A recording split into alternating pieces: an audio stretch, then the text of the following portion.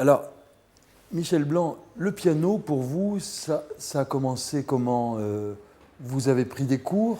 Oh, c'est une histoire assez...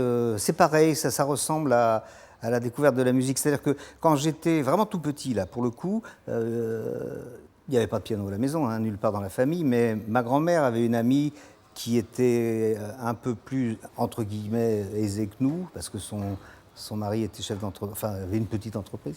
Et il y avait un piano chez eux. Et alors ma grand-mère, à l'époque c'était le jeudi, c'est vous dire si je ne suis pas jeune, tous les jeudis après-midi, ma grand-mère allait prendre le café et bavarder avec sa copine.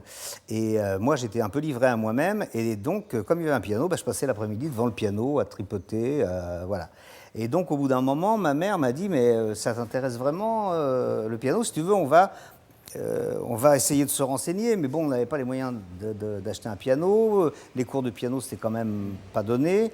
Donc, on a trouvé à Puteaux, où j'habitais, une dame qui ressemblait un peu à Lily Krauss d'ailleurs, mais dans le côté des désuet, je veux dire, de l'habillement, mais sûrement pas au point de vue du talent, et qui, voilà, on est allé la voir, et alors la porte s'est ouverte, et puis elle était en train de donner une leçon à une petite fille, vous savez, un petit peu comme les caricatures de petites danseuses de Doga, ou les petites filles comme ça, qui sont là, elle avait l'air très sévère, ça avait l'air, il y avait une ambiance épouvantable là-dedans, et j'ai menti. J'ai dit en rentrant à la maison, finalement, j'ai pas très envie d'apprendre le piano.